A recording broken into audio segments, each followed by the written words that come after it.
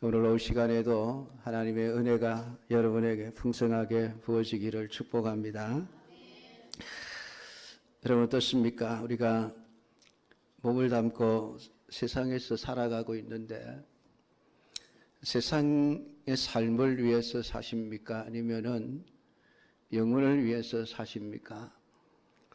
참, 이 두 가지 문제 앞에서 우리는 늘 고민하고 갈등하게 되어집니다. 그리스도인은 잠시 사는 세상의 삶을 목표로 사는 자가 아니라 영원한 천국의 삶을 목표로 사는 자들임에는 분명합니다. 근데 문제는 우리가 예수 믿고 바로 천국 가면 얼마나 좋겠습니까마는 예수를 믿고 난 이후에 하나님이 우리를 부르실 때까지 우리의 육신이 세상에서 몸을 담고 세상의 삶을 살아가야 한다는 것입니다. 그러니까 세상의 삶을 완전히 무시하고 살 수가 없는 거예요. 그러니까 세상에서의 삶과 영혼을 위한 삶 중에서 경계선을 어디까지 끌 것인가? 어느 정도 세상의 삶을 내가 허용하고 어디서부터는 내가 허용하지 말아야 될 것인가 라고 하는 이 경계선을 끊는 문제가 굉장히 중요해집니다. 왜냐하면 우리가 먹고 살아야 되거든요. 육신이 그냥 안 먹고 살아도 되면은 걱정할 게 아무것도 없지 않습니까? 목구멍이 포도청이라고 먹고 살아야 되니까 이 먹고 살아야 되는 문제와 믿음을 지켜야 하는 문제 사이에 항상 충돌이 일어나는 게 문제예요.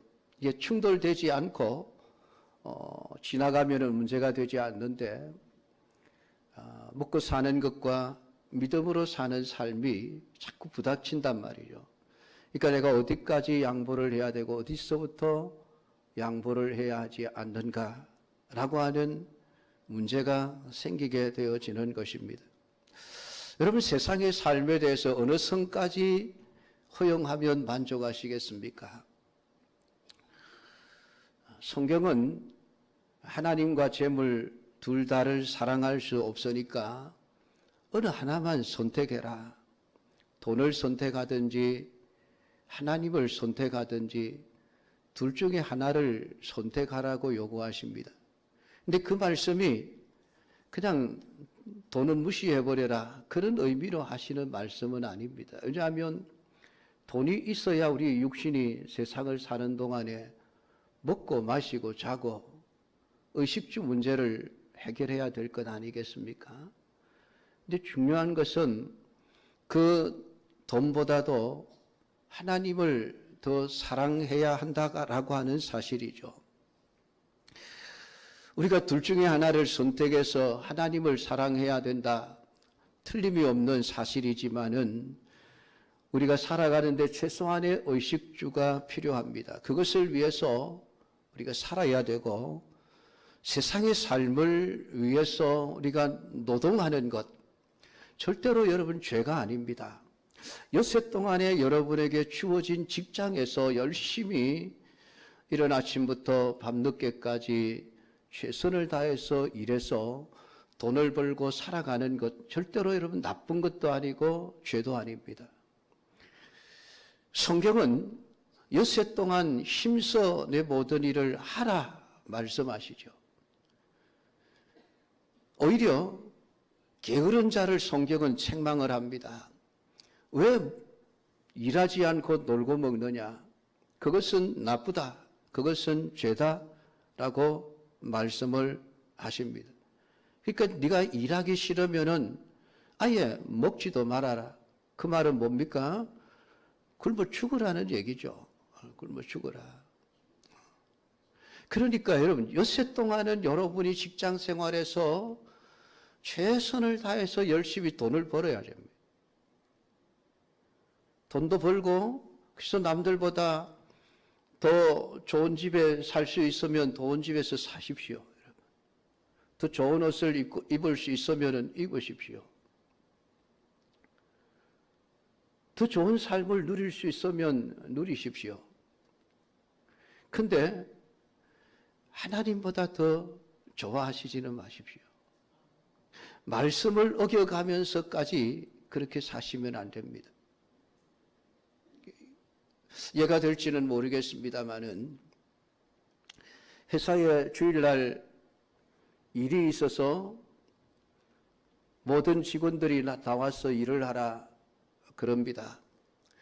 그럴 때에 내가 빠지면 안 되는 일이라서 어쩔 수 없이 주일날 가서 일을 해야 된다 하는 것과 선택을 합니다. 주일날 나와서 일하면은 내가 100만 원을 줄 테니까 주일날 나와서 일해다오. 선택의 문제가 있습니다. 어쩔 수 없는 경우와 선택해야 될 경우에 달라집니다.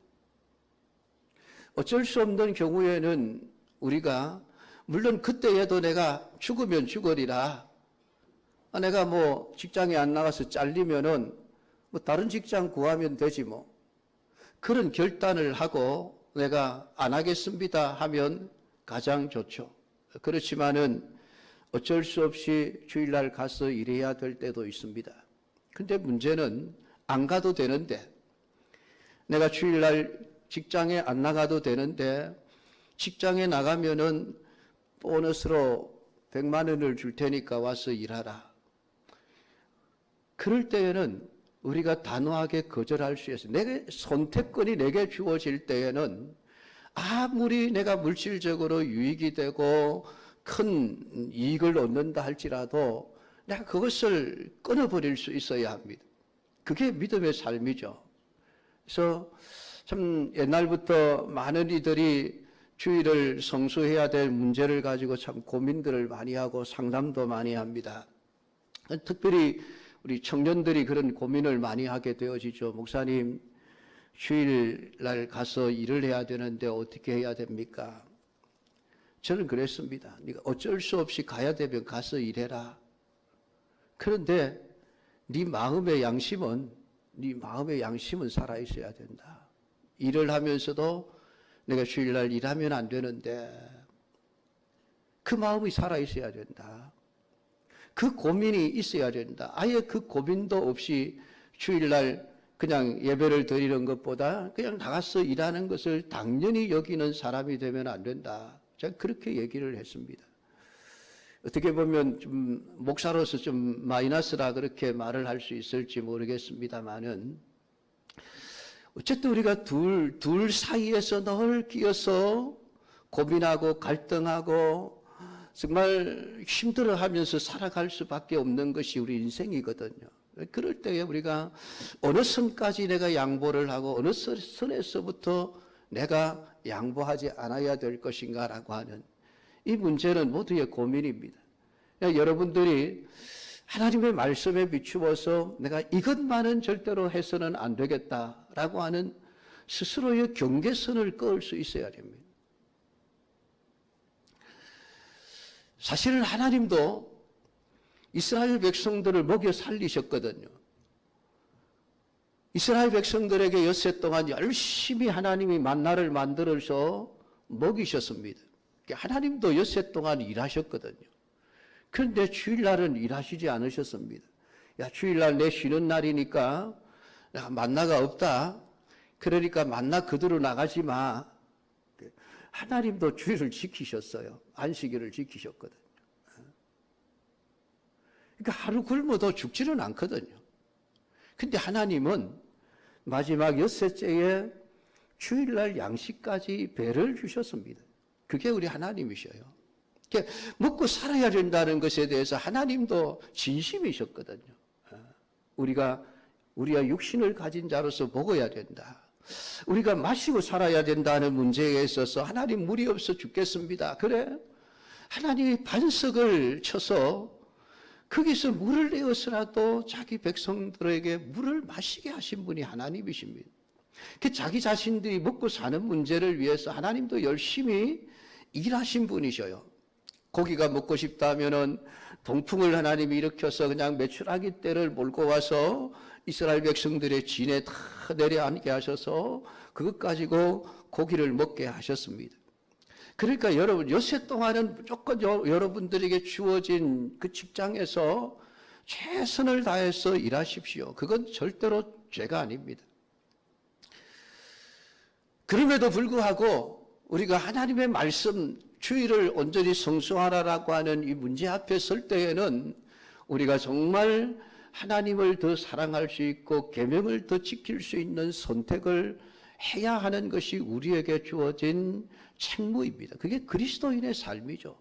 여러분, 그래서 믿음으로 사는 게 힘든 거예요. 세상 사람들하고 똑같이 하고 살면은 믿음의 삶이 힘들 게 뭐가 있습니까? 하나도 없죠.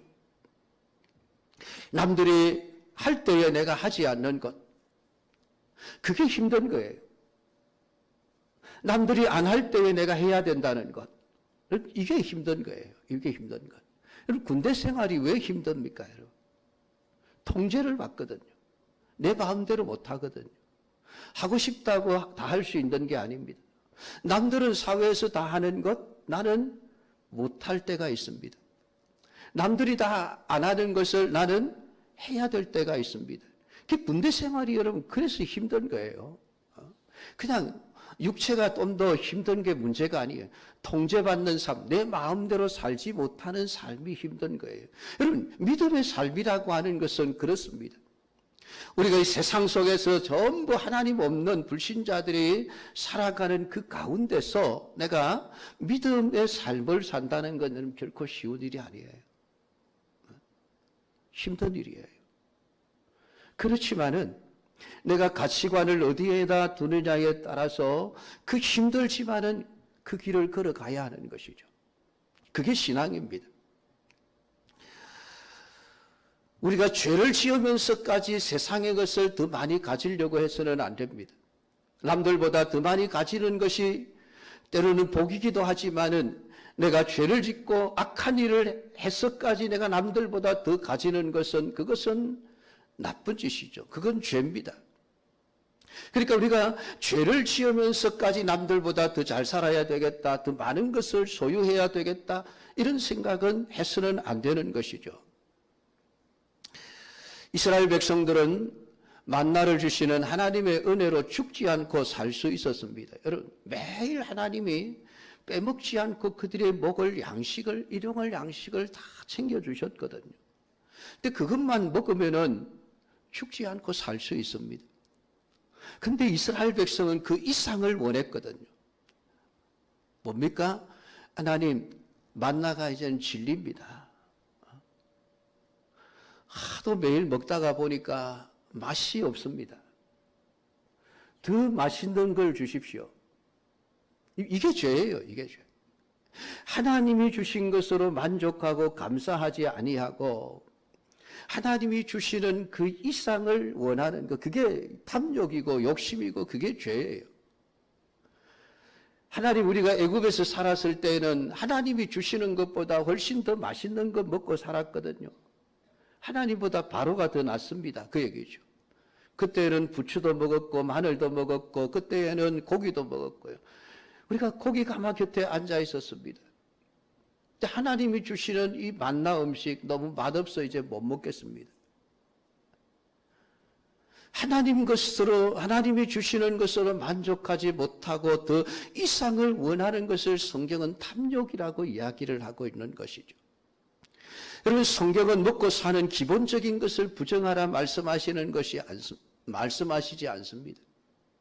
그러나 어느 선에서 만족하라고 하십니다.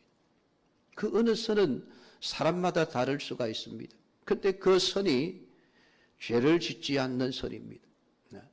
계명을 어기지 않는 선입니다. 그렇게 살기 위해서는 여러분 자신들이 누군가가 분명해져야 합니다. 오늘 오전에서도 말씀을 드렸습니다마는 너는 택함받은 거룩한 성민이라고 하는 이 자기 정체성, 내가 예수 믿는 사람이고 구원받은 하나님의 자녀라고 하는 이 정체성이 여러분에게 분명해져야만 합니다. 그래야 세상 가운데서 내가 믿음을 지켜나갈 수 있는 것이지요. 나는 하나님께 속한 자요, 나는 천국에 가야 할 자라고 하는 이 자기 정체성이 여러분의 심령 속에 확고하게 흔들리지 않게 세워져 있기를 축복합니다. 오늘 요한일서 2장 7절 8절은 이렇게 말합니다. 사랑하는 자들아, 내가 새 계명을 너희에게 쓰는 것이 아니라 너희가 처음부터 가진 옛 계명이니 이 옛 계명은 너희가 들은 바 말씀이거니와 다시 내가 너희에게 새 계명을 쓰노니 그에게와 너희에게도 참된 것이라. 이는 어둠이 지나가고 참빛이 벌써 비침이니라. 앞에서 사도 요한은 우리가 누구냐? 우리는 빛에 속한 자들이라 라고 하는 우리의 소속, 우리의 정체성을 분명하게 말씀을 했습니다. 하나님께 속한 자입니다. 우리는 성도들과 사귀어야 되고 성도들과의 그 사귐은 하나님과의 사귐이어야만 합니다. 라고 하는 우리 그리스도인의 정체를 명확하게 우리에게 말씀해 주셨습니다. 그 그리스도인은 빛에 속한 자로서 이 세상에서 어떻게 살아가야 할 것인가에 관해서 말씀을 해주고 있습니다. 자신이 말한 계명은 그들이 처음부터 가지고 있었던 옛 계명, 곧 십계명과 율법들이죠. 그 너희들이 처음부터 하나님으로부터 받은 계명들이 있지 않느냐? 율법과 십계명 이런 계명들이 있는데 내가 다시 너희에게 새 계명을 쓰는데 이것은 참된 것이다 라는 말씀을 하고 있습니다. 근데 이 새 계명이라고 하는 말이 과거에 있었던 것을 다 부정하고 새롭게 만들어지는 계명이라는 뜻이 아닙니다. 오늘 이미 하나님이 주신 옛 계명들을 새롭게 해석하는 내용이라는 말씀이죠. 그래서 십계명이 가지고 있는, 율법이 가지고 있는 진짜 의미가 무엇인가를 지금 요한은 밝혀준다고 얘기하고 있습니다. 그것이 서로 사랑하라는 계명이라는 겁니다. 예수님도 이미 말씀하셨습니다. 계명 중에 큰 것이 무엇입니까? 하나님을 사랑해라. 이웃을 내 몸과 같이 사랑하라. 이것이 율법과 선지자의 강령이라. 오늘 율법과 모든 하나님의 계명들이 가르쳐주는 바가 핵심적인 내용이 무엇이냐면은 사랑이라는 것입니다. 위로는 하나님을 사랑하고 옆으로는 이웃을 내 몸과 같이 사랑하라는 것인데 그 율법의 제대로 된 해석이 서로 사랑하라는 것이다 라고 지금 요한은 이야기하고 있습니다. 이게 진리다라고 하는 것이죠. 우리는 과거에 어두움에 속한 자들이었고 그때에는 무지함과 죄악이 우리를 지배해 있었으나 이제는 우리 안에 참빛이 되신 예수 그리스도가 들어와 있어 내가 빛입니다. 여러분, 우리는 빛을 반사시키는 거울이 아니에요. 단순히 거울이 아니에요. 성경은 나를 세상의 빛이라고 말씀을 하고 있습니다. 참빛이 되시는 내 예수님이 내 안에 들어와 계십니다. 내 안에 빛이 밝혀져 있다고 여러분 생각하셔야 됩니다. 주님이 저 밖에 계시는데 주님의 빛을 내가 반사시켜서 세상에 비추는 것이 아니에요. 내 안에 들어와 계신 예수님을 그냥 세상으로 밝혀 비춰내는 삶이 있어야만 하는 것입니다. 그게 너희는 세상의 빛이요 라고 하는 의미입니다. 근데 문제는 이 내 안에 있는 빛이 제대로 밖에 비춰지느냐 비춰지지 않느냐의 문제예요.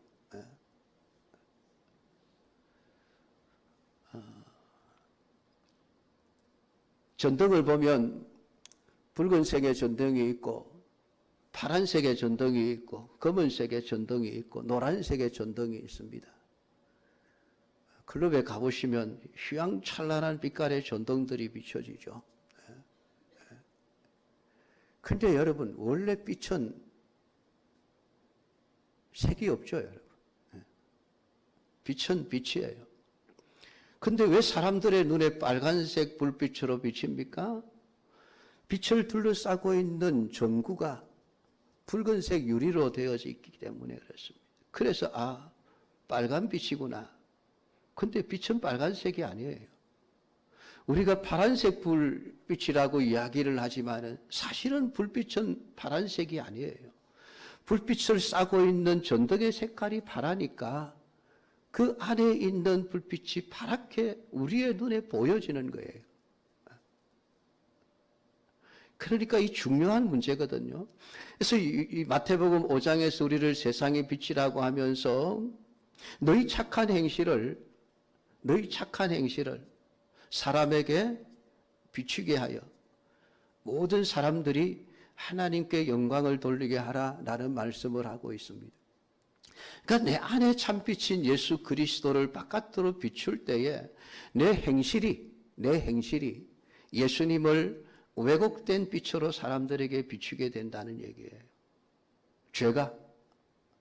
내가 죄를 지으면, 내가 악한 행실을 하면 사람들이 내 안에 계신 예수님의 빛을 보면서 참빛이 되신 예수님의 본질적인 빛을 보는 게 아니라 내 나쁜 행실로 인하여 달라져 버린 색깔의 빛을 보게 된다는 것이죠. 그래서 사람들이 진짜 예수님을 못 보게 되는 게 누구 때문에? 내 잘못 때문에, 내 죄 때문에. 그래서 너희 착한 행실을 사람에게 드러내어라. 말씀을 하는 것은 우리 안에 계신 참빛이 되신 예수님의 그 생명의 빛이 조금도 왜곡되지 않고 그대로 사람들에게 비추게 해라. 그러면은 사람들이 예수님을 보고 아, 예수님이 진짜 생명의 빛이구나. 그것을 깨닫게 되고 하나님께 영광을 돌리게 된다는 얘기예요. 근데 우리의 행실이 잘못되어지면 예수님이 욕먹는 거예요. 그래서 여러분 전도하다가 제일 힘든 부분이 그거예요. 예수 믿는 사람 죄 짓는 거 얘기하면 할 말이 없어요. 전도하다가.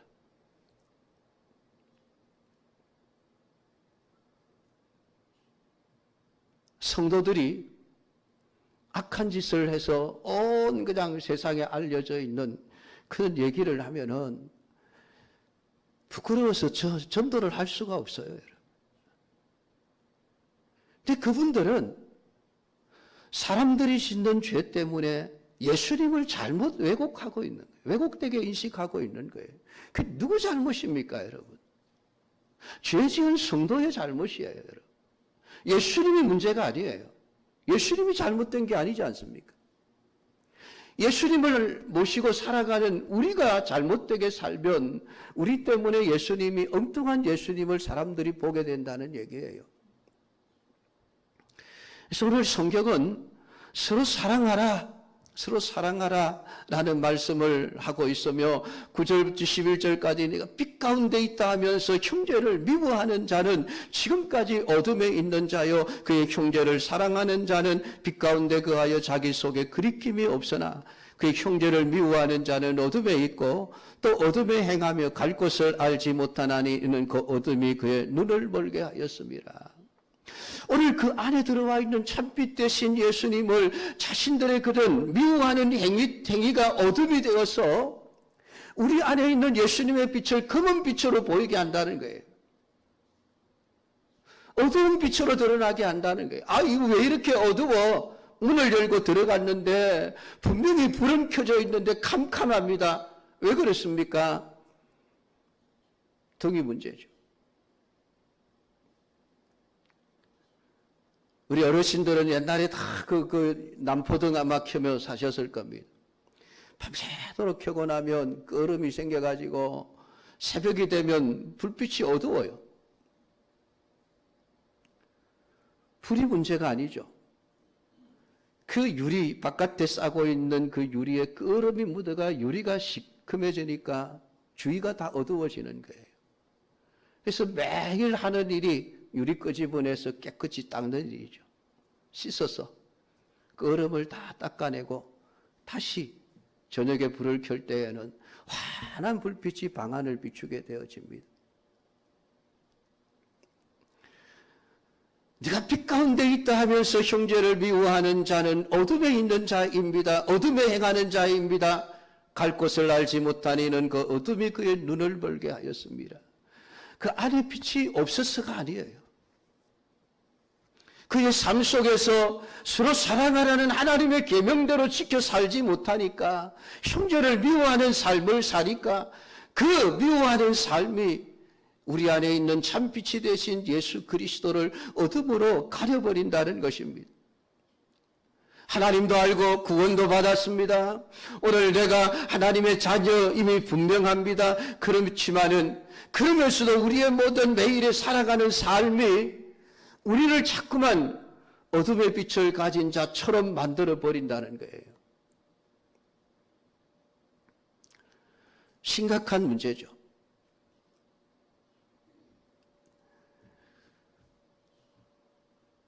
12절부터 14절까지 자녀들아 내가 너희에게 쓰는 것은 너희의 죄가 그의 이름으로 말미암아 사함을 받았으며, 너희들 분명히 예수님의 이름으로 죄 사함을 받았지 않느냐. 아비들아 내가 너희에게 쓰는 것은 너희가 태초부터 계신 이를 알았으며, 청년들아 내가 너희에게 쓰는 것은 너희가 악한 자를 이기었음이라. 아이들아 내가 너희에게 쓴 것은 너희가 아버지를 알았으며, 아비들아 내가 너희에게 쓴 것은 너희가 태초부터 계신 이를 알았으며. 계속해서 지금 이야기를 하고 있습니다. 그러니까 지금 사도 요한이 성도들을 쭉 세워놓고 너희는 어린아이, 너희는 청년, 너희는 아비, 어른이라고 분류를 해놓고 있습니다. 지금 이 편지를 받은 사람들이 다 교인들이에요. 구원받은 하나님의 백성들이에요. 내가 너희에게 쓰는 것은 너희 죄가 그의 이름으로 말미암아 사함을 받았다. 이 사실은 분명하다는 겁니다. 그들 안에 예수 그리스도의 참빛이 존재하고 있는 자들이라는 것입니다.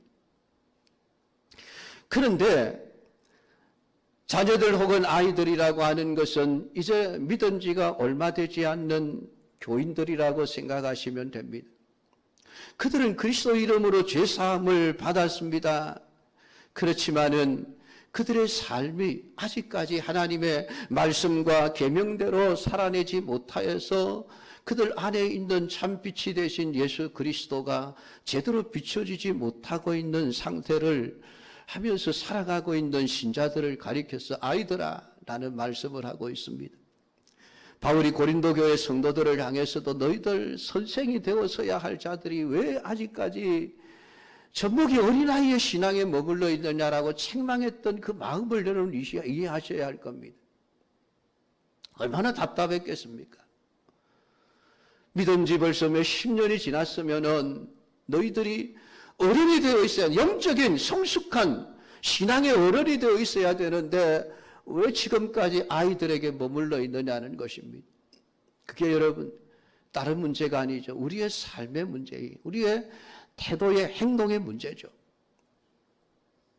아비들은 믿어지 오래된 자들을 말합니다. 아마 연령도 많은 자들이었겠죠. 그들은 태초부터 계신 이를 안 자들입니다. 주께서 유일하신 하나님을 아는 것이 영생이라고 했는데 오늘 그들은 그래도 하나님과 사귀는 삶을 살아가는 그런 영적인 어른들이 되어 있는 사람들입니다. 여러분 오늘 우리가 신앙생활을 오래 하면 할수록 영적인 어른이 되어져 가야 합니다. 믿은 지 오래되었는데도 늘 어린아이 수준에 머물러 있는 신자가 되어서는 안 되는 거예요. 청년들은 어떤 자들입니까? 믿음의 용사들이죠. 그들은 믿음이 강하여 주를 위해서 열심히 일할 만한 자들을 가리킵니다. 사실 우리가 되어져야 할 것이 바로 이 부분이죠. 영적인 청년들, 영적인 그리스도의 군사가 되어져야만 합니다. 이들은 악한 자를 이겨내는 자들입니다. 죄의 유혹들을 이겨내는 자들입니다. 오늘 그들이 하나님의 말씀, 성경 말씀이 그들 안에 거하고 있기 때문에 오늘 그들은 얼마든지 그 말씀을 가지고 악한 자들을 이겨낼 수 있는 장성한 군인들로서의 역할을 감당해내는 참된 그리스도인들의 모습이라고 할 수 있습니다. 내가 너희에게 쓴 것은 너희가 강하고 하나님의 말씀이 너희 안에 거하시며 너희가 흉악한 자를 이기었습니다. 오늘 우리 연관교회 모든 성도들은 이런 영적인 청년들이 다 되어질 수 있기를 주님의 이름으로 축복합니다. 그러면서 어린아이 신앙이든 어른 신앙이든 청년의 신앙이든 공통적으로 유익 요구하는 것이 있으니 이 세상이나 세상에 있는 것들을 사랑하지 말라는 것입니다. 누구든지 세상을 사랑하면 아버지의 사랑이 그 안에 있지 않으니 하나님의 사랑을 받지 못한다. 우리가 하나님을 사랑하면서 세상의 것을 동시에 사랑할 수는 없습니다.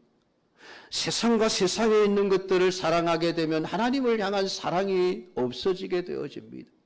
그래서 그는 하나님의 사랑을 받지 못하는 사람이 되어집니다.